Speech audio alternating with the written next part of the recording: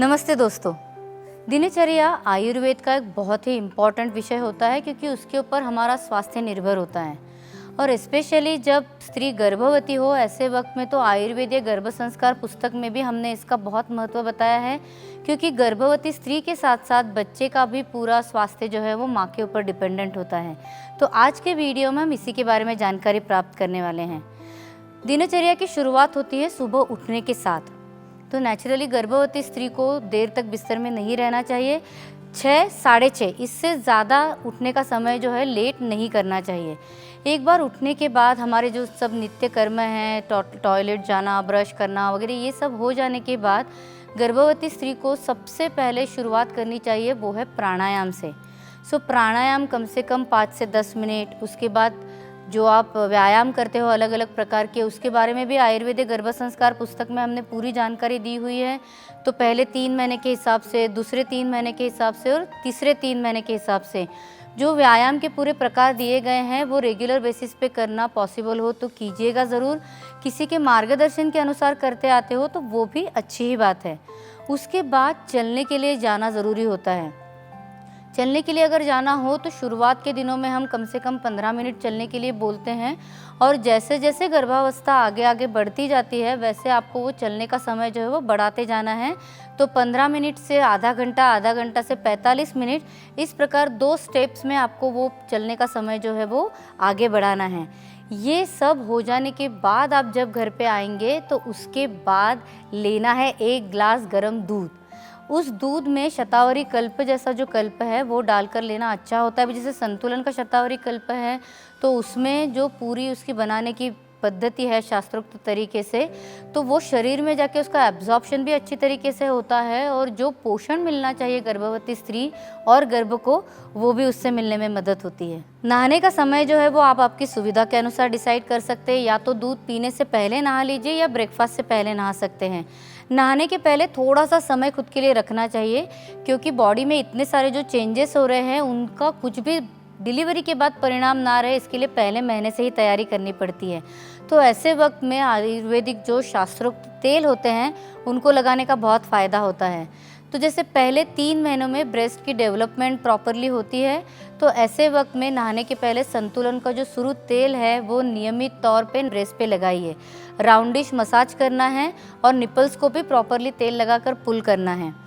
उसी के साथ क्योंकि पेट का आकार बढ़ने वाला है, हिप्स का आकार बढ़ने वाला है, जो हमारे मसल्स का टोन है वो भी चेंज होने लगता है धीरे धीरे, तो उसके लिए इन सभी जगहों पर संतुलन का जो रोज़ ब्यूटी तेल है हल्के हाथ से ये तेल पहले 3 महीने में ज़रूर लगाना है।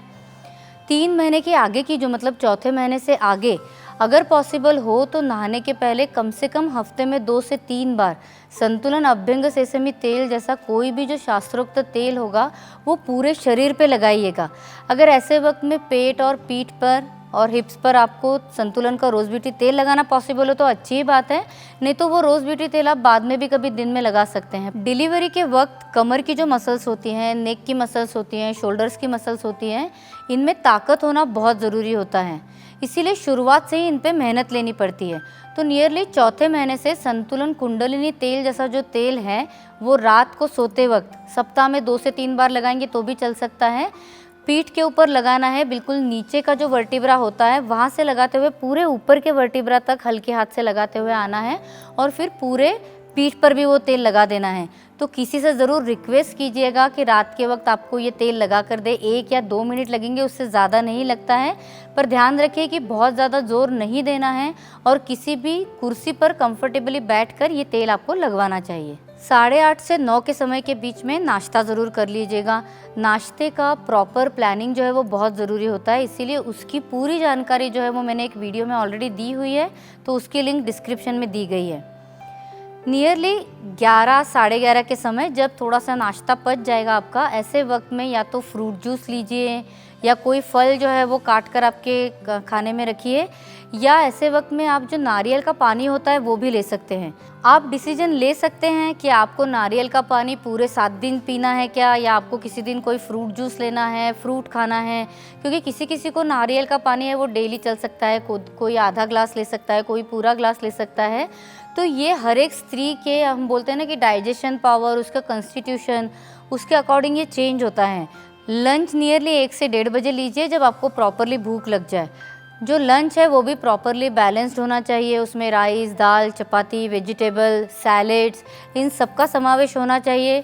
तो इसके बारे में भी पूरा प्रॉपर वीडियो डिटेल में मैंने दिया हुआ है, और उसमें बैलेंस्ड मील प्लानिंग, मतलब पूरे 7 दिन आपको किस प्रकार का ब्रेकफास्ट, लंच और डिनर लेना चाहिए, उसकी भी जानकारी दी गई है, तो वो भी आप ज़रूर देखिएगा। 3 से 4 घंटे जब लंच को हो जाए, मतलब 4:30 से 5 बजे के बीच में, शाम का कोई भी नाश्ता लेने से पहले पॉसिबल हो तो वापस आप थोड़ा सा व्यायाम उस वक्त कर सकते हैं।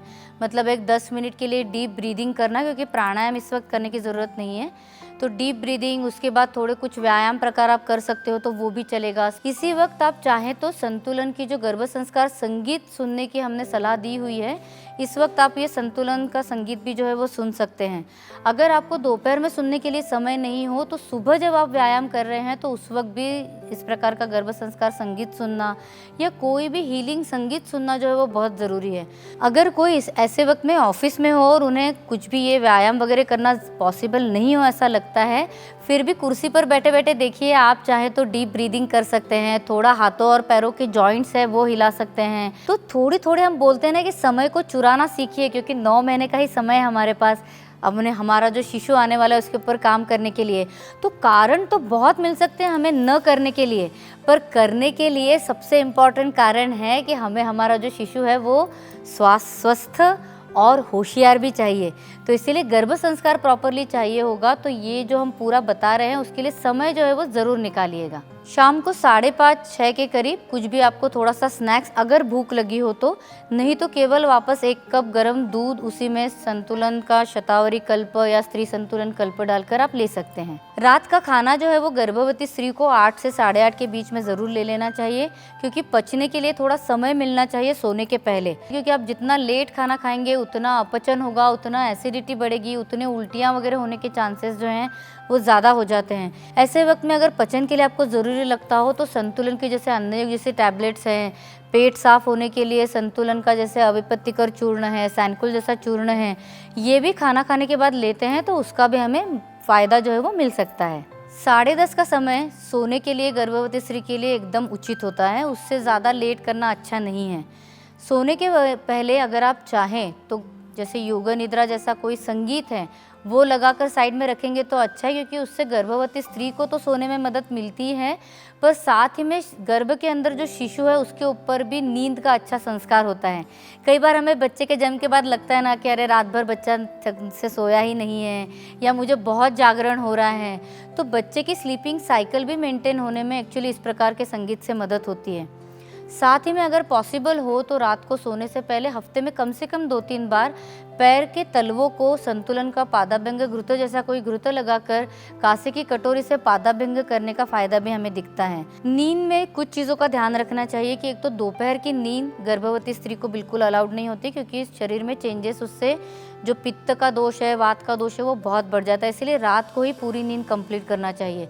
सोते वक्त हमेशा याद रखिए कि हमारी कमर पे जोर बिल्कुल भी नहीं आना चाहिए। तो लेफ्ट लैटरल, मतलब हम जो बाई तरफ बोलते हैं उस सिरहाने पे सोना जो है वो ज़्यादा बेटर होता है। पीठ के बल सोना या दाई तरफ सोना इतना अच्छा नहीं होता है, उसके कारण कई बार मूढ़ गर्भ, मतलब बेबी की जो पोजीशन होती है एंड में कि सिर नीचे होना चाहिए और पैर ऊपर होने चाहिए, वैसे नहीं रहते हैं। इसी के साथ छोटी छोटी और भी बातों का ध्यान रखना चाहिए। आयुर्वेद के अनुसार पूरे 9 महीनों में मैथुन मतलब इंटरकोर्स को निषिद्ध बताया गया है। हाई हील्स की चप्पल बिल्कुल नहीं पहननी चाहिए।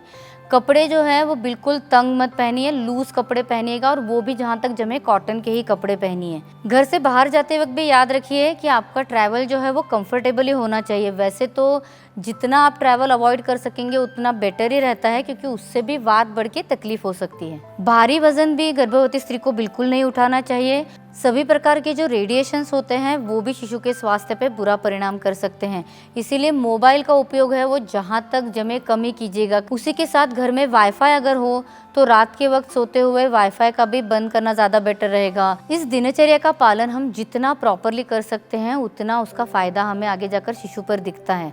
हाँ, हाँ, अगर हफ्ते में 1 या 2 बार कुछ गड़बड़ हो गई, नहीं फॉलो करते हैं तो उसका इतना प्रॉब्लम नहीं है, क्योंकि अगर हम प्रॉपरली बाकी दिन अगर फॉलो कर रहे हैं तो थोड़ी सी गलती जो है वो नेचर भी छोड़ देता है, मतलब चल जाता है। तो आगे भी हम ऐसे ही अलग अलग विषय लेते रहेंगे। आपके भी सुझाव, आपकी भी इच्छाएं हम तक पहुंचाते रहिए। तो जुड़े रहिए अपनी सेहत के लिए अपने इस चैनल के साथ।